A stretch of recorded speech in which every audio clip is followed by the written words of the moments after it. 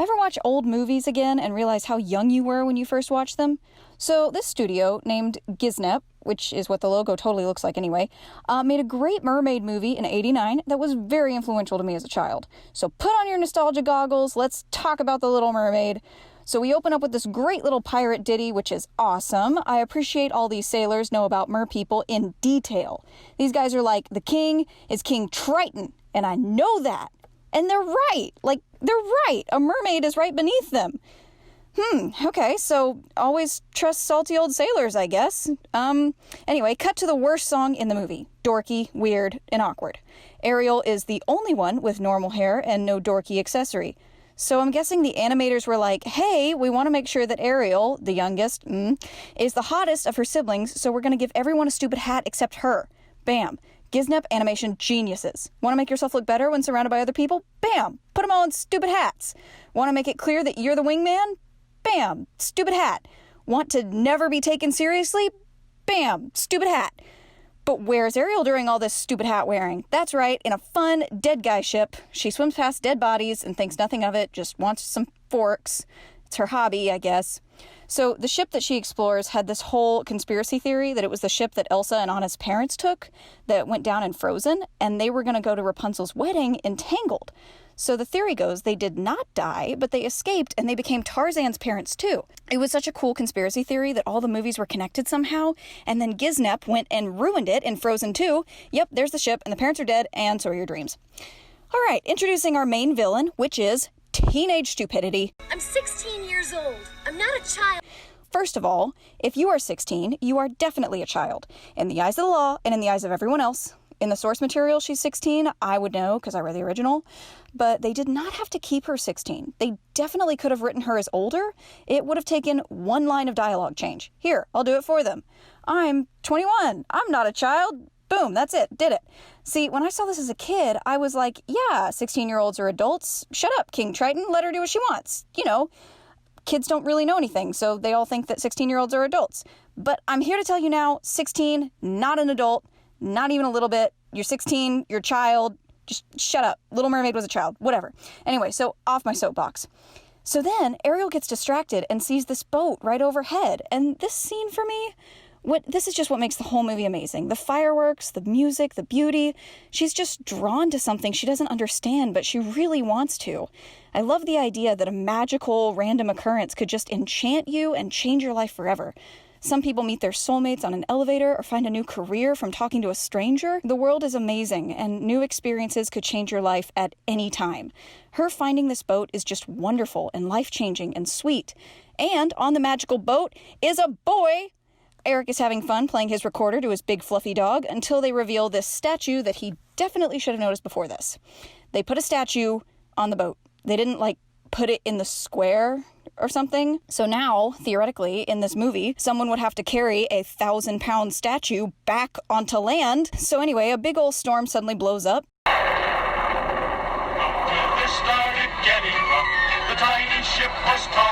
Ariel saves him. So this scene right here was the peak of romance to my 6-year-old self, and honestly, it gave me some magical expectations for my future. Fortunately, I married a very romantic man, so I haven't been super disappointed. I have been disappointed that I was not a mermaid, and I didn't get to live out this exact scene. Maybe I'll force my husband to act this scene out with me. That could be fun. The original story was really beautiful and melodramatic, and one theory says that it was about how the author wanted to be with someone who couldn't return his feelings, so he wrote the story as a metaphor.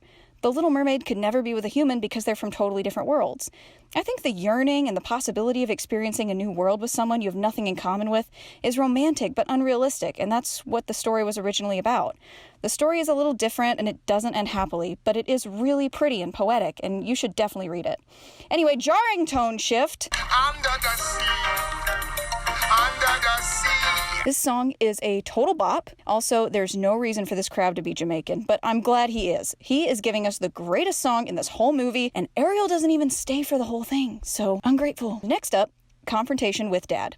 So, the scene. Big ol' statue of your crush, secret lair full of contraband items, moody lighting. You have to defend yourself to your father over your illegal crush using the dumbest lines possible. And scene. You don't even know him. Girl, do you? Daddy, I love him. Girl, do you even know his name? Classic. Jump to the introduction of our next villain, a parent overreacting. Pew, pew, pew. This is so mean. It's her whole quirky thing, and it's not like she has other hobbies. Anyway, so immediately Ursula's evil eel squad shows up to get her to do something reckless. Maybe this movie is a metaphor for the drastic actions teenagers take when their parents refuse to listen. She would never have talked to them if her dad had just said, "Oh, it's a silly crush, it'll pass. After all, she's only 16, and just been normal about it. Anyway, because now your daughter is swimming into this doom lair to meet a doom witch following some doom eels. And then, the things! These things were terrifying. I thought they would eat her or kill her or something. I was so scared of these horrifying, creepy things. When I was a kid, they were the scariest characters of the whole movie. They used to be pretty mer people. Now they're disgusting booger weeds. Anyway, now we get to Ursula's evil little song.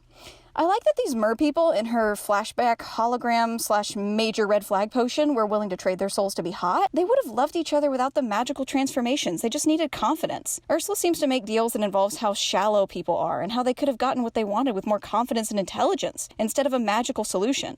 She may be the bad guy in the movie, but the real villain is still just stupidity. Then we get the best line of the movie. It's she who holds her tongue that gets a man. Ursula knew what's up. Is this a lesson for Ariel? Maybe Ursula was trying to tell her in an evil way that looks can't get someone to be deeply in love with you.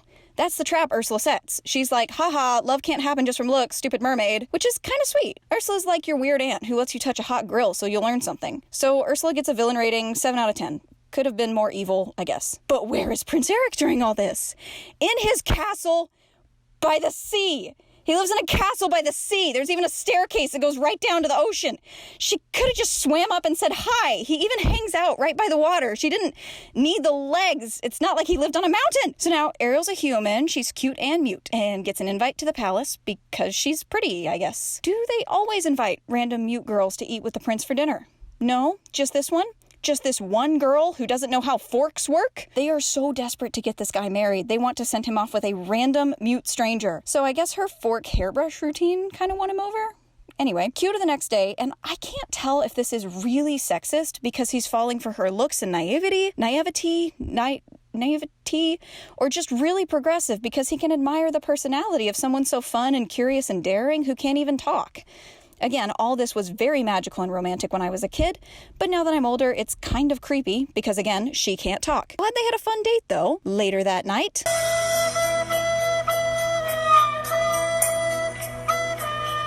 So now Ursula's panicking because it looks like she will not get to turn her nemesis into a slug. Oh no! So we got an evil 3-step plan. She's gonna change shape into evil brunette. Check. She puts a spell on Eric. Check. And he, of course, wants a wedding thrown for them that day. Check. Easy. Why so easy? Because no one in this kingdom questions their prince getting married to a total stranger in one day. No one! They just go with it. They throw together this gorgeous yacht wedding of the century. Shout out to whoever this cartoon wedding planner was. You did a great job. And no one cared. Gorgeous weddings thrown together in like 8 hours, only to be immediately crashed. Never crashed an enemy's wedding myself personally, but I would love to. It would be so much fun to show up to something that took a lot of time and effort and be like, stop the wedding, she's evil, just for the drama and for the gasps of the crowd. Like, Ariel is not as dramatic as she could have been here and instead focuses on the voice necklace, which I guess is valid. Ursula whips out of her evil brunette form and does this horrifying waddle across the ship to grab Ariel. They disappear to go get turned into slug booger weed things. Oh, this was so scary to me. This was one of the scariest scenes in my entire childhood. This G-rated movie gave me nightmares right here. Thanks, Giznap. My irrational fear of being turned into a booger slug weed solidified right here. Anyway, so Triton comes in to save the day. He makes up for his bad parenting earlier by sacrificing himself to save his daughter. That's nice. So now the movie wraps up pretty quickly. Ursula goes power crazy when she gets the Triton thing and grows all giant. And like any good boyfriend, Eric impales her with his ship. Just straight up kills her. Like murder. Again, Giznap, why? We already got the pitiful seaweed people. We already got the fish murder song. Did we really need the graphic impaling scene? Like, it was definitely the quickest way to wrap up the plot, but this is a G-rated movie. And yay, the slugweeds turned back into mer people. I was so happy these people got freed. It was a big deal to me. I was very invested in the sea slug people. If you couldn't tell, if anyone who had anything to do with The Little Mermaid's production is watching, please contact me with a detailed description as to why the slug people weeds were needed. Now, at the end of the movie, Ariel finally gets her wish and becomes a human when her father turns her one, because apparently he could have done this the whole time. His daughter was obsessed with the surface world for years, and he could have made her a human and let her run around up there for a day trip years ago? Okay, so the movie ends with them getting married. Ariel is still 16. So how old was Prince Eric? Let's Google search. 18. Okay, so not like that much older than her. He's not like 40. That's good. It would be like a senior in high school proposing to his sophomore girlfriend after 3 days of knowing her during a vow of silence. Yeah. So as a kid, this movie was magical and amazing to me. And as an adult, it still kind of is. There's some great romantic moments. And the overall idea of the movie is that you can and should step out of your comfort zone into new worlds just waiting for you. Some parts haven't aged well, but hey, the movie has a lot of heart and you should watch it. Also, read the original story if you're in the mood for a good cry. Thanks for watching. Hope you enjoyed.